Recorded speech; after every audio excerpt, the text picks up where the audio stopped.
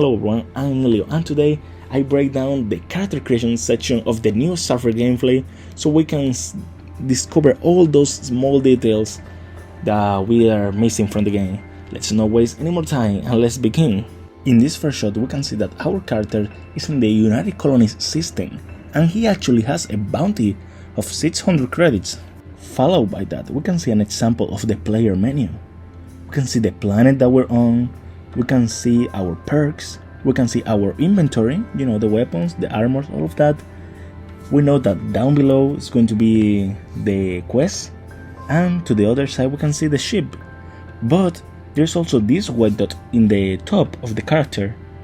We still don't know what that will represent. After that we can see some concept art for this character, and we can see that her eyes are actually implants. These are cybernetics upgrades, which leads me to believe, are we going to see cybernetic upgrades in this game that change our character physically? I mean, we know that Fallout New Vegas had implants, so will this game have implants like in Fallout New Vegas that buff a certain attribute? Or will the implants be shown in the character's body, like a metallic arm, like those cybernetic eyes as we see in the character? This is just all speculation, but now we get into the meat and potatoes of this video. Character creation.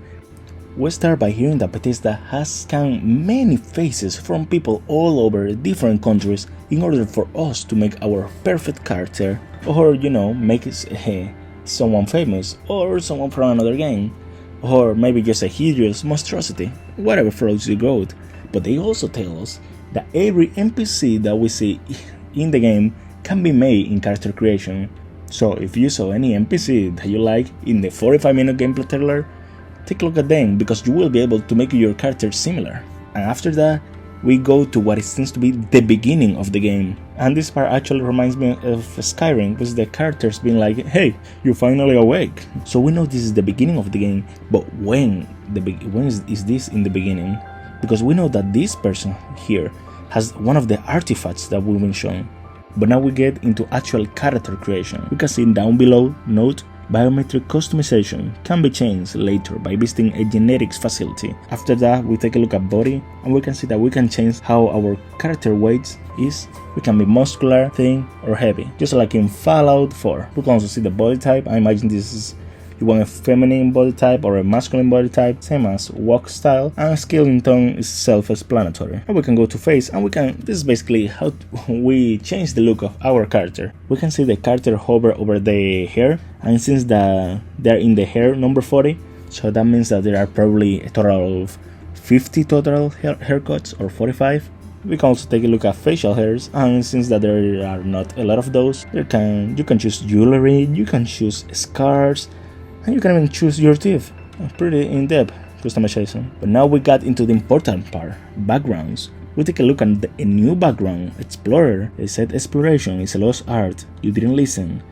As the major factions argue over the space they desperately try to control, you were busy in covering the wonders of the settled system. For those who don't know, backgrounds will give us 3 starting skills, and they will influence how NPCs react to our character. Chef to Dusty.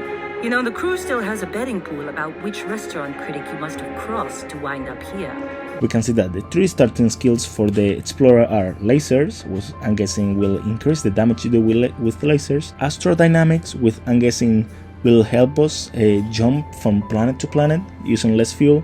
And surveying, which I have no idea what it could do. We can also see the background Diplomat, which we already saw in previous gameplays.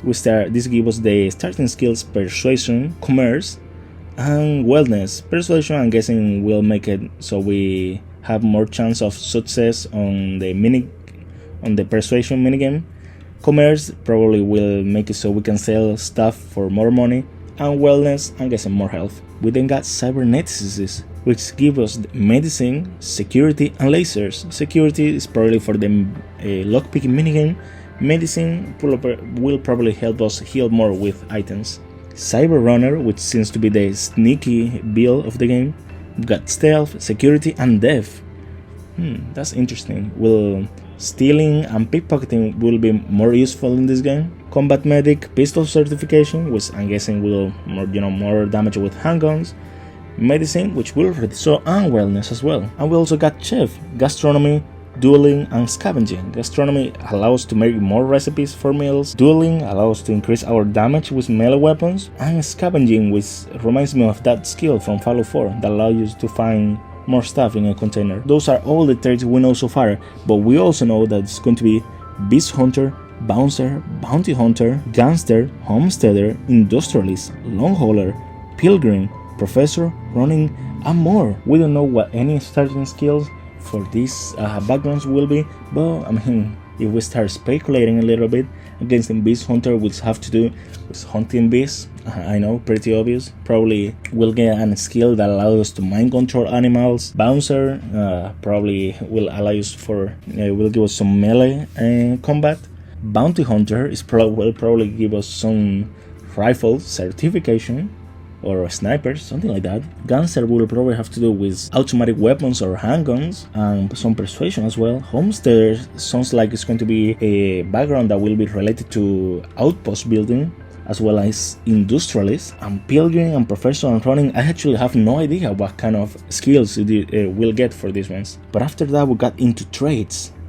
And for those who don't know, traits are basically perks that give you an advantage and a disadvantage. They go over a few of them, like Race Universal, which is one of the religious traits of the game, which allows you to access a chest full of items in the standard universe of New Atlantis, but we lose access to the other religious traits, like Race Enlightenment and Serpent's Embrace, which I'm guessing will be the same thing, that we get a chest full of items, but then we cannot join the other religions. Now we still don't, the game is not out, so we don't know how important this chest full of items will be, but we also get a look at another trait, Neon Street Rat. You grew up on the main streets of Neon, you gain access to special dialogue options and better rewards from some missions on Neon. Crime bounding by other factions is greatly increased, cannot be combined with other factions alliance traits.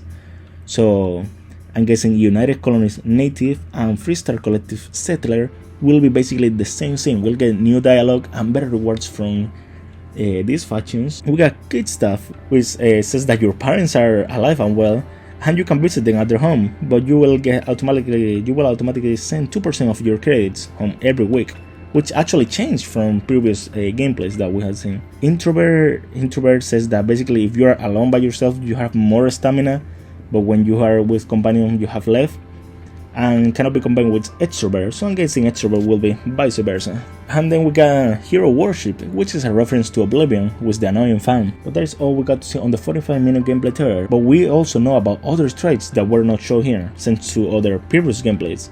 Maybe these have changed since the game has been, it's been a long time since they showed the traits, but so far we know that Alien DNA will allow you to start with more health, but healing items won't be as effective. Dream Home will make it so you have a starting home right at the beginning, but you have to pay it. Empath will give you random buff if you make your companions happy, and give you debuff if you make them unhappy. Space will allow you give you some buff as long as you are in space, while Terra Firma is the contrary. And by the end, we also know that there is a trait missing. This was actually shown in the gameplay. So far, it seems like the most busted trait in the game. Wanted. So basically, when you're about to run out of health, you get a damage boost, and that's not the important part. Why do I say that this is one of the most OP traits in the game? Well, basically you get, according to the gameplay that we saw, we got 3 enemies that were easy to defeat with some good looking armor, so which I'm guessing will be quite expensive to sell, and we also get a free ship that we can sell. So far this seems to be like the most OP busted trait that you can have. It all depends on how dangerous the bounty hunters are, but I mean, from what we saw in the trailer, they weren't a big deal. And that was pretty much all that we saw in the trailer. But in the end, we took a look at a few armors in the game.